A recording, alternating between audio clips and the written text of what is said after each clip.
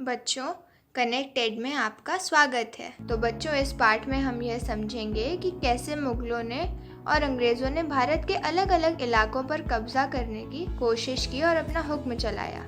अंग्रेज़ों ने भारत का सामान अपने देशों में ले जाकर भारत के लोगों से अपना काम करवाया और अपना भारत में कारोबार बढ़ाया था। भारत पर कब्जा करने के लिए मुगलों में और अंग्रेज़ों में हुए युद्ध। औरंगजेब एक शक्तिशाली मुगल बादशाह थे। उन्होंने वर्तमान में भारत के एक बड़े हिस्से पर काबू पा लिया था। इनकी मृत्यु 1707 में हुई और इसके बाद बाकी मुगल सूबेदार और बड़े बादशाहों ने अपनी हुकूमत और ताकत दिखानी शुरू कर दी थी। वह क्षेत्रीय रियासत नाम कर ली थी। कई क्षेत्रीय रियासतें अलग अलग भागों से सामने आई थी। उसके बाद दिल्ली भी प्रभावी केंद्र नहीं रहा था। 18वीं सदी के आधे गुजर जाने तक राजनीति क्षेत्र में अंग्रेजों की ताकत दिखने लगी थी। पहले अंग्रेज एक छोटी सी व्यापारिक कंपनी चलाने भारत आए। तब उनका भारत के इलाकों पर कब्जा करने का कोई इरादा नहीं था, लेकिन बाद में वे एक बहुत बड़े साम्राज्य के राजा बन गए थे। ईस्ट इंडिया कंपनी ने सन 1600 में इंग्लैंड की महारानी एलिजाबेथ से इजाज़त और चार्टर ले लिया था, जिससे कंपनी को पूरब में व्यापार करने का अधिकार मिला था। अर्थात ईस्ट इंडिया कंपनी से कोई भी इंग्लैंड की व्यापार करने वाली कंपनी टक्कर नहीं ले सकती थी। चार्टर के जरिए कंपनी समुंदर पार नए इलाकों को ढूंढकर वहां की चीज़ें सस्ते में खरीदकर यूरोप में महंगे में बेच देती थी। इन्हें दूसरी अंग्रेज कंपनियों के मुकाबले का कोई डर नहीं था। व्यापार संबंधी कंपनियां उस जमाने में बिना मुकाबला करे अधिक मुनाफा कमा रही थीं, क्योंकि अगर कंपनियों के बीच में मुकाबला ना हो तभी सामान कम कीमत पर खरीदकर ज़्यादा में बेचा जा सकता था। लेकिन यह चार्टर पूर्व के बाजार में दूसरी यूरोपीय ताकतों को आने से नहीं रोक पाया। अफ्रीका के पश्चिम तट से होते हुए इंग्लैंड के जहाज ने केप ऑफ गुड होप का चक्कर लगाकर हिंद महासागर पार ही किया था। तब तक पुर्तगालियों ने भारत के पश्चिम तट पर अपना डेरा गोवा में जमा लिया था। 1498 में पुर्तगाल के खोजी वास्को ड गामा ने भारत आने के इस रास्ते का पता लगाया था। डच ने भी 17वीं शताब्दी में हिंद महासागर में व्यापार ढूंढ लिया था। कुछ दिन बाद फ्रांसीसी व्यापार भी सामने आ गया था। सभी कंपनियों के एक जैसी चीजें खरीदने पर समस्या उत्पन्न हो गई थी, क्योंकि भारत की काली मिर्च, लौंग, इलायची, सूती कपड़े, रेशम आदि चीजों की यूरोप के बाजार में ज्यादा मांग थी। यूरोपीय कंपनियों के बीच मुकाबले के कारण इन चीजों की कीमत बढ़कर मुनाफा गिर गया था। कंपनी तभी उबर सकती थी जब दूसरी कंपनियां खत्म हो जाएं। इन सब की वजह से कंपनियों के बीच लड़ाई शुरू हुई थी। 17वीं और 18वीं सदी में कंपनी ने दूसरी कंपनी के जहाज डुबा दिए, लदा हुआ माल आगे नहीं जाने दिया। जल्द ही हथियारों की मदद से व्यापार चलाया था और किलेबंदी से व्यापारिक चौकियों को सुरक्षित रखा गया। बस्तियों को किलेबंद और मुनाफा कमाने की वजह से वहां स्थानीय लोगों में झगड़ा होने लगा था। इसलिए कंपनी के लिए मुश्किल हो गया था कि वह राजनीतिक और व्यापार संबंधित चीजों को कैसे अलग रखें।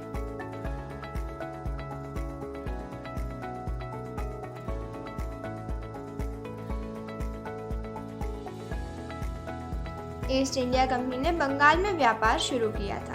कंपनी के व्यापारी यानी फैक्टर 1651 में हुगली नदी के किनारे शुरू हुई पहली ब्रिटिश फैक्ट्री से अपना काम चला रहे थे। फैक्ट्री में बनने वाली हर चीज वेयर हाउस में रखी जाती थी। कंपनी के अफसर वहीं पर ऑफिस में बैठते थे।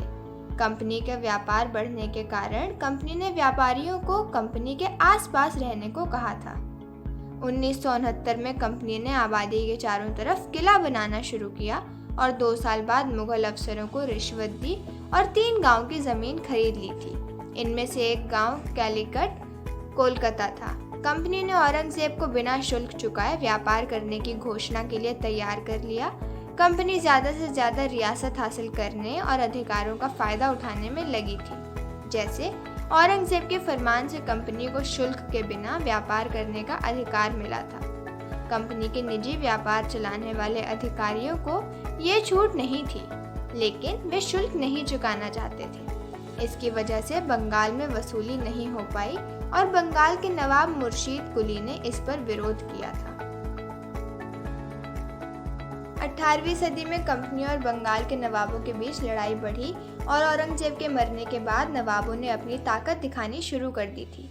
बाकी क्षेत्रीय ताकतें भी ऐसे ही रही। पहले मुर्शीद कुली खान, फिर अलीवर्दी खान, फिर सिराजुद्दौला शक्तिशाली नवाब बने थे जिन्होंने कंपनी को रियासत नहीं दी थी। कंपनी को व्यापार का अधिकार तब तक देने को कहा था जब कंपनी नजराने देगी। सिक्के ढालने के अधिकार और किलेबंदी को भी नहीं होने दिया और कंपनी पर धोखाधड़ी का आरोप लगाते हुए कहा था कि बंगाल सरकार की वसूली और नवाबों की ताकत दोनों कमजोर हो गई हैं। कंपनी ने टैक्स नहीं चुकाया और उसके अफसरों ने नवाबों और इनके अधिकारियों को अपमानजनक चिट्ठियां लिखी थी। कंपनी ने कहा था यहाँ के अधिकारियों की अजीब मांग के कारण व्यापार डूब रहा है। अगर सरकार शुल्क घटाए तो व्यापार बढ़ेगा। कंपनी को पता था कि उसका व्यापार तब फैलेगा जब वह आबादी बढ़ाएगी, गांव खरीदेगी और किले दोबारा बनाएगी। इसी तरह दोनों का टकराव प्लासी युद्ध में बदल गया था। 1956 में अलीवर्दी खान की मृत्यु हो गई और फिर सिराजुद्दौला बंगाल के नवाब बने थे। कंपनी सिराजुद्दौला को नहीं बल्कि अपने इशारों पर नचाने वाला और सारी सुविधाएं उन्हें आराम से देने वाला नवाब चाहती थी। कंपनी ने कोशिश की थी कि सिराजुद्दौला के खिलाफ उठने वाले में से नवाब बना दिया जाए, परंतु उन्हें कामयाबी नहीं मिली। सिराजुद्दौला ने कंपनी को फरमान जारी करके राज्य की आय वापस करने, किलेबंदी रोकने और अपने राज्य के राजनीतिक मामलों से दूर रहने को कह दिया था। दोनों पक्षों के पीछे ना हटने के कारण नवाब ने कासिम बाजार में खुली ब्रिटिश फैक्ट्री पर 30,000 सिपाहियों के साथ चढ़ाई कर दी थी। उन्होंने कंपनी के अफसरों को गिरफ्तार कर गोदाम पर ताला लगा दिया था और अंग्रेजों के हथियार छीनकर अंग्रेजी जहाज घेरे में ले लिए थे। इसके बाद नवाब कंपनी के कलकत्ता वाले किले पर कब्जा करने चले गए थे। मद्रास में कंपनी के अफसरों ने यह बात सुनते ही रॉबर्ट क्लाइव के अंडर में सेना भेज दी थी। नौसैनिक ग्रुप ने भी इन्हें मदद की। फिर नवाब के साथ सौदेबाजी के बाद 1957 में प्लासी के मैदान में रॉबर्ट क्लाइव ने सिराजुद्दौला के खिलाफ कंपनी की सेना को अपने अंडर में रखा था। सिराजुद्दौला की हार की वजह उसके सेनापति मीर जफर की हरकतें भी थीं, जैसे कि ना तो इसने युद्ध में हिस्सा लिया और रॉबर्ट क्लाइव के कहने पर कि वह सिराजुद्दौला को हटा उसे नवाब बना देंगे, वो उनके साथ मिल गया था। भारत में कंपनी ने जीती ये जंग महत्वपूर्ण थी। सिराजुद्दौला प्लासी की जंग के बाद मारा गया और मीर जफर नवाब बना था। कंपनी व्यापार फैलाना चाहती थी, परंतु अब भी शासन की जिम्मेदारी नहीं ले रही थी। ये काम अगर बिना लड़ाई के स्थानीय शासन की मदद से होता तो किसी राज्य को कब्जे में लेने की ज़रूरत नहीं थी। कंपनियों को यह रास्ता आसान ना होने से इसका एहसास हुआ। नवाब भी हमेशा कंपनी की बात नहीं मानते थे, क्योंकि वे प्रजा के मन में इज्जत और सहानुभूति का ढोंग करना चाहते थे। कंपनी ने मीर जफर के कंपनी के विरोध करने के आरोप में नवाब के पद से हटाकर मीर कासिम को नवाब बना दिया। 1764 में बक्सर की लड़ाई में मीर कासिम को हरा दिया और बंगाल से बाहर भगा दिया गया। फिर दोबारा मीर जफर नवाब बनाए गए। नवाब हर महीने 5 लाख रुपए कंपनी को देता, लेकिन कंपनी अपने हर खर्च के लिए और ज़्यादा पैसा, इलाके और ज़्यादा कमाई चाहती थी। 1765 में मीर जफर की मृत्यु हुई और कंपनी के इरादे भी बदल गए। दूसरों के इशारों पर नाचने वाले नवाबों को देखते हुए क्लाइव ने खुद नवाब बनने का फैसला कर लिया। 1765 में मुगल सम्राट ने कंपनी को बंगाल प्रांत का दीवान बनाया था। दीवान का पद मिलते ही कंपनी को बंगाल के बड़े राज्य पर हुक्म जताने का मौका मिला। इससे कंपनी की दिक्कतें हल हो गई थी। भारत के साथ इनका व्यापार 18वीं सदी में बढ़ा, लेकिन चीज़ें सोना और चांदी देकर खरीदते थे जो ब्रिटेन से लाए थे। ब्रिटेन के पास और बेचने को कुछ नहीं था। प्लासी जंग के बाद ब्रिटेन से कम सोना आने लगा और बंगाल के दीवान बनने के बाद तो आवश्यकता ही नहीं पड़ी। कंपनी खर्चे के लिए भारत से हुई कमाई पर निर्भर हो गई थी। इस कमाई से कंपनी को कई फायदे थे, जैसे भारत से सूती और रेशमी कपड़ा खरीदना, फौज को संभालना, कोलकाता में किले और दफ्तर के बनने का खर्चा उठाना। नवाब बनने के बाद कंपनी के पास बहुत सत्ता, ताकत और फायदे थे। कंपनी में हर आदमी नवाब बनने का सपना देखता था। बंगाल के असली नवाबों को प्लासी युद्ध के बाद कहा गया कि कंपनी के अफसरों को तोहफे में ज़मीन और बहुत पैसा देना होगा। रॉबर्ट क्लाइव ने भारत में बहुत अधिक धन जमा कर रखा था। 18 साल का रॉबर्ट 1743 में इंग्लैंड से मद्रास और चेन्नई गया था। गवर्नर की उपाधि 2 बार लेने के बाद 1767 में भारत छोड़ते वक्त इनकी कमाई लगभग 4102 पौंड्स थी। गवर्नर को कहा गया कि कंपनी में फैले भ्रष्टाचार को खत्म किया जाए। 1772 में यह युद्ध 2 भ्रष्टाचार के अपराधी थे। सरकार को इनकी कमाई पर शक भी हुआ, फिर भी इनके आरोप बरी कर दिए गए। 1774 में रॉबर्ट क्लाइव आत्महत्या कर मर गया। कंपनी के बाकी लोग क्लाइव की तरह पैसा नहीं कमा पाए थे। लड़ाई और बीमारी क्लाइव की मौत का कारण कम उम्र में बन गई थी। बाकी अफसर बेईमान नहीं थे। वे भारत से ठीक पैसा कमाकर ब्रिटेन में आराम से जीना चाहते थे, और जो लोग पहले कमाकर वापस गए थे उन्हें वहाँ के लोग नवाब कहते थे। वे एक आलीशान जीवन जीते थे। लोगों की नज़रों में यह रातों रात अमीर होने वाले लोग थे और इनका मजाक कार्टून और नाटक से करा जाता था। 1757 से 1857 के बीच ईस्ट इंडिया कंपनी ने जो भारत के राज्यों पर कब्जा किया था, उसके दौरान कुछ बातें सामने आईं। इन्होंने सैनिक हमला पहले किसी अनजान जगह पर नहीं किया था। किसी भी रियासत को लेने से पहले उन्होंने कई राजनीतिक, कूटनीतिक, आर्थिक तरीके अपनाए थे। 1764 में बक्सर की लड़ाई के बाद कंपनी ने जो रेसिडेंट भारतीय रियासतों में खड़े किए थे, वे कंपनी के प्रतिनिधि थे, जिनका काम कंपनी का भला करके आगे तक ले जाना था। कंपनी के अधिकारी रेसिडेंट का सहारा लेकर भारत के मामलों में घुसने लगे थे। कंपनी के अफसर चाहते थे कि वे तय करें कि अगला राजा कौन होगा और किस पद पर कौन बैठेगा। कंपनी ने रियासतों पर सहायक संधि थोप दी थी। जिस रियासत ने इसे माना था, वह अपनी सेनाओं को अधिकार न मिलने के कारण स्वतंत्र नहीं रख पाया था। कंपनी उन्हें सुरक्षा देती थी, जो सहायक सेना की देखभाल के लिए कंपनी को पैसे देती थी। भारतीय शासक अगर पैसे देने से चूक जाते तो उनका इलाका कंपनी अपने कब्जे में ले लेती थी। ठीक वैसे ही 1798 से 1805 में वेलेस्ले गवर्नर जनरल के समय अवध के नवाब ने 1801 में अपना आधा इलाका सहायक सेना के पैसे ना चुकाने पर मजबूरी में कंपनी को दे दिया था। इसी पर हैदराबाद के भी कई किले लिए गए थे। अब यहाँ पर एक नाम आता है टीपू सुल्तान का, जिसे शेर-ए-मैसूर भी कहा जाता था। कंपनी को अपने हितों पर खतरा दिखाई देते ही वे सैनिक जंग पर आ गए थे। दक्षिण भारत का राज्य मैसूर कुछ ऐसे ही बदलाव देख रहा था। हैदर अली का शासनकाल 1761 से 1782 तक चला और इनके पुत्र टीपू सुल्तान को 1782 से 1799 तक शासन में रहना पड़ा। इनके अंडर में मैसूर बहुत ताकतवर था। मैसूर रियासत के अंडर में मालाबार तट पर चलने वाला व्यापार वही था जहां से कंपनी काली मिर्च और इलायची खरीदती थी। 1785 में टीपू सुल्तान ने जितने भी बंदरगाह इनकी रियासत में पड़ते थे, उन सभी से काली मिर्च, इलायची, चंदन की लकड़ी का निर्यात रोक दिया था और वहां के सौदागरों को कंपनी से कारोबारी करने के लिए मना किया था। भारत में जो फ्रांसीसी व्यापारी थे, टीपू सुल्तान ने उनसे अच्छी मित्रता बनाकर अपनी सेना को और अच्छा बनाया था। इन सब से अंग्रेजी चिढ़ गए और इन्हें हैदर अली और टीपू सुल्तान खतरनाक दिखाई दे रहे थे। इन्हें लगा कि ऐसे राज्यों को रास्ते से हटाना चाहिए। इसी वजह से इनके बीच 1799 में जंग हुई थी। सफलता मिलने वाली श्रीरंगपट्टनम में आखिरी जंग थी। राजधानी की रक्षा में मारे गए टीपू सुल्तान के बाद मैसूर फिर से राजवंश के हाथों में गया था। तभी सहायक संधि मैसूर पर भी आ गई थी। 18वीं सदी में कंपनी ने यह विचारना शुरू किया था कि मराठाओं को कैसे खत्म कर रास्ते से हटाएं।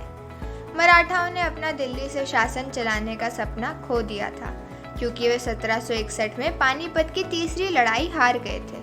राज्य बांटने के बाद सिंधिया, होलकर, गायकवाड़ और भोसले राजवंशों ने राज्य संभाले थे। पुणे में रहने वाला पेशवा सबसे बड़ा मंत्री, प्रशासन का प्रमुख और राज्य का सैनिक था, जिसके साथ सारे सरदार कन्फेडरेसी राजमंडल के सदस्य थे। मराठा महादजी सिंधिया और नाना फडणवीस 18वीं सदी के प्रसिद्ध राजनीतिक थे। मराठा कई बार कंपनी से युद्ध में हारे थे। 1782 में सालबाई संधि के साथ खत्म हुए पहले युद्ध में कोई नहीं जीता। कई जगह पर लड़ा गया दूसरा अंग्रेज मराठा युद्ध 1803 से 1805 तक चला था। इसमें अंग्रेजों ने उड़ीसा और यमुना के उत्तर दिशा में आगरा और दिल्ली और कई इलाकों पे अपना कब्जा जमा लिया था। तीसरा युद्ध 1817 से 19 में हुआ था। इसमें पेशवा को पुणे से निकालकर कानपुर के निकट बिठूर में पेंशन देकर भेजा गया था और कंपनी ने दक्षिण के इलाकों पर कब्जा कर लिया और मराठाओं की ताकत नष्ट कर दी। 19वीं सदी में कंपनी युद्ध नीति पर चलने लगी थी। सर्वोच्चता की नई नीति लॉर्ड हेस्टिंग्स, जो कि 1813 से 1823 तक गवर्नर जनरल रहे, इनके अंडर में बनी थी। कंपनी अपनी सत्ता को सर्वोच्च और भारतीय राज्यों से ऊपर मानती थी। अपने हित और उसकी रक्षा के लिए यह भारतीय रियासतों को कब्जा करने और कब्जे की धमकी देने का अधिकार अपने अलावा किसी को नहीं देती थी। यह सोच अंग्रेजों में दिखती थी, परंतु बिना रुकावट के ये सब नहीं चल पाया था। जैसे कि अंग्रेजों ने कर्नाटक के कित्तूर के छोटे राज्य पर कब्जा करने की कोशिश की, तो रानी चेन्नम्मा ने अंग्रेजों पर हथियार उठाए थे। 1824 में उनकी गिरफ्तारी के बाद वे 1829 में जेल में ही मर गईं। चेन्नम्मा के देहांत के बाद संगोली के गरीब चौकीदार रायन्ना ने लाधाई कायम रखी। चौतरफा समर्थन की मदद से इन्होंने कई ब्रिटिश शिविर और दस्तावेज खत्म किए थे। अंग्रेजों की हत्थे ये 1830 में फांसी पर लटक गए थे। 1830 के आखिर में ईस्ट इंडिया कंपनी रूस से डर गई, क्योंकि उसे डर था कि कहीं रूस का असर एशिया के साथ साथ उत्तर पश्चिमी भारत पर ना पड़ जाए। इसलिए अंग्रेज उत्तर पश्चिम भारत को अपने कब्जे में लेना चाहते थे। 1838 से 1842 तक अफगानिस्तान के साथ लड़ाई कर वहां कंपनी शासन ले आई थी। 1843 में सिंध कब्जे में लिया था, पर पंजाब में महाराजा रंजीत सिंह ने इन्हें कब्जा नहीं करने दिया था। लेकिन 1839 में इनके मरने के बाद रियासत के साथ लड़ाई हुई और 1849 में पंजाब पर अंग्रेजों का कब्जा हो गया था। 1848 से 1856 में जब गवर्नर जनरल लॉर्ड डलहौजी बने थे, तब कब्जा करने की आखिरी कोशिश शुरू हुई, जिसमें नई नीति विलय नीति का नाम देकर चीज़ें अपनाई जाती थी। इस नीति के अंतर्गत अगर किसी शासन करने वाले की मृत्यु हो गई और उसका कोई पुरुष वारिस नहीं रहा, तो कंपनी उसकी रियासत हड़प कर अपने हिस्से में कर लेगी। इसी नीति की वजह से सितारा, संबलपुर, उदयपुर, नागपुर, झांसी, इन सब पर अंग्रेज़ों का कब्जा हो गया था। 1856 में अवध भी कंपनी के हिस्से में चला गया था। अब अंग्रेज़ों ने एक नई बात कही थी कि हम अवध पर कब्जा करने के लिए मजबूर हैं, क्योंकि हम अवध के लोगों को नवाब के कुशासन से बचाना चाहते हैं और हम कर्तव्य का पालन करेंगे। अवध के लोग नवाब से प्यार करते थे, इसलिए उन्हें गद्दी से बुरी तरह हटाया गया देखकर गुस्से में आ गए और 1857 में हुए बड़े विरोध में शामिल हुए। 1773 से 1785 में governor general Warren Hastings company की ताकत बढ़ाने वाले लोगों में से एक थे। इस वक्त के दौरान कंपनी ने बंगाल, बम्बई और मद्रास में भी सत्ता अपने नाम कर ली थी। ब्रिटिश इलाके ऐसी इकाइयों में बटे हुए थे जिनका शासन गवर्नर चलाता था, जिन्हें प्रेसिडेंसी कहा जाता था। उस समय बंगाल, मद्रास और मुंबई प्रेसिडेंसी थी। सबसे बड़ा गवर्नर जनरल होता था। वॉरेन हेस्टिंग्स ने जो प्रशासनिक सुधार किए थे, उस वजह से इनके किए हुए न्याय और सुधार चर्चित थे। 1772 में बनी नई न्याय व्यवस्था में फैसला लिया गया कि हर जिले में 2 अदालतें होंगी, एक तो फौजदारी अदालत और दूसरी दीवानी अदालत। यूरोपीय जिला कलेक्टर दीवानी अदालतों के मुखिया थे। इनके लिए हिंदू पंडित और मौलवी भारत के कानून समझाते थे। फौजदारी अदालत काजी और मुफ्ती के अंडर में थी और यह कलेक्टर की निगरानी में काम कर रहे थे। ब्राह्मणों के अनुसार धर्मशास्त्र की व्याख्या बहुत व्यापक थी। यह एक बड़ी समस्या का कारण था। इसमें बदलाव लाने के लिए 1775 में 11 पंडितों को भारतीय कानून की एक रिपोर्ट तैयार करने को कहा गया था। NB हॉलहेड ने इसे अंग्रेजी में बदला। 1788 तक यूरोप के जज के लिए मुस्लिम कानूनों का एक कोड तैयार किया गया था। 1773 में रेगुलेटिंग एक्ट के आते ही नई सर्वोच्च न्यायालय खोली गई थी और कोलकाता में अपीली अदालत, सदर निजामत अदालत भी खोली गई थी। भारत के जिलों में कलेक्टर सबसे बड़ी पोस्ट पर होता था और उसका काम लगान और टैक्स इकट्ठा करना होता था। बल्कि जज, पुलिस अधिकारी और दरोगा की मदद से जिले में अच्छी कानूनी व्यवस्था बन गई थी। इनका कलेक्ट्रेट ऑफिस पावर और सुरक्षा केंद्र बन गया था और जो पुरानी सत्ता केंद्र थे उन्हें सीमा पर ढकेल दिया गया था। कंपनी जब भारत में आई तो उसके साथ शासन और सुधार करने की एक नई सोच आई थी। सैनिक ताकत ही उनकी असली सत्ता थी। मुगल फौज में घोड़े पर और पैदल चलने वाली सेना थी। उन्हें तीर चलाने की और तलवारबाजी की ट्रेनिंग दी गई थी। मुगल साम्राज्य में बहुत बड़ी पैदल चलने वाली सेना की इतनी ज़रूरत नहीं पड़ती थी जितनी घोड़ों पर चलने वाली सेना की मांग थी। गांव के इलाकों में काफ़ी किसान थे। वहाँ के ज़मींदारों ने जब भी ज़रूरत पड़ी तभी मुगलों को पैदल सिपाही का इंतज़ाम करवाया था। 18वीं सदी में बनारस में किसानों को लाकर उन्हें सैनिक की ट्रेनिंग दी जाती थी। इसी वजह से सब बदलने लगा था। ईस्ट इंडिया कंपनी ने भी सेना भर्ती के लिए यही तरीका अपनाया था। अंग्रेज खुद की सेना को सिपाही, सिपाही आर्मी कहते थे। 1820 तक युद्ध तकनीक बदल गई, इसलिए कंपनी की सेना में घुड़सवारों की कम ज़रूरत पड़ने लगी थी। इसका एक ये भी कारण था कि ब्रिटिश साम्राज्य बर्मा, अफगानिस्तान और मिस्र में सिपाही मस्केट, तोड़ेदार बंदूक और मैच लॉक से लैस होते हुए लड़ रहे थे। कंपनी सैनिक आवश्यकताओं का ध्यान रख रही थी और उसके लिए पैदल सेना ज़्यादा महत्वपूर्ण हो गई थी। 19वीं सदी में अंग्रेज हर काम में परफेक्ट होने वाले सैनिकों को विकसित करने लगे। सिपाहियों को यूरोप के ढंग की ट्रेनिंग, अभ्यास, अनुशासन सिखाया गया था और उनका जीवन पहले से भी ज़्यादा नियंत्रण में आ गया था। इस कोशिश में समस्या भी थी क्योंकि अंग्रेज़ों ने सेना खड़ी करते वक्त जाति भावनाओं पर ध्यान नहीं दिया था और उन्हें नज़रअंदाज कर दिया था। कोई भी इंसान अपनी जाति भावनाओं को छोड़ नहीं सकता। इसीलिए ये सवाल उठता है कि क्या सिपाही खुद को सिर्फ एक समुदाय का हिस्सा ना समझकर सिपाही ही माने? इन्हें क्या महसूस हुआ? अपनी पहचान के बारे में सोचकर सिपाहियों ने क्या बदलाव देखा? 1857 में हुए विद्रोह में हमें सिपाहियों की एक झलक दिखी थी। ईस्ट इंडिया कंपनी बढ़ते बढ़ते भौगोलिक औपनिवेशिक शक्ति बन गई थी। 19वीं सदी में भाप टेक्नोलॉजी आने की वजह से इसकी शक्ति और बढ़ गई थी। अगर समुद्र के रास्ते से भारत जाएं तो 6 से 8 महीने लगते थे। भाप से चलने वाले जहाज़ अब 3 हफ्ते में जाने लगे थे और ज़्यादा से ज़्यादा अंग्रेज़ परिवार भारत आने लगे थे। 1857 में कंपनी का शासन उपमहाद्वीप पर शुरू हुआ, जिसमें 63% भूभाग और 78% आबादी थी। इसी तरह व्यावहारिक तौर पर ईस्ट इंडिया कंपनी ने भारत पर अपना कब्जा कर लिया था। बच्चों, चलिए अब इस पाठ के कुछ प्रश्न देखते हैं। दिए गए प्रश्नों के उत्तर देखते हैं। बच्चों, आज का पाठ यहीं पर समाप्त होता है। आशा है कि आपको यह पाठ पढ़कर और देश में हुई घटनाओं के बारे में जानकर मज़ा आया होगा। हम जल्द लौटेंगे एक नए दिलचस्प पाठ के साथ। धन्यवाद।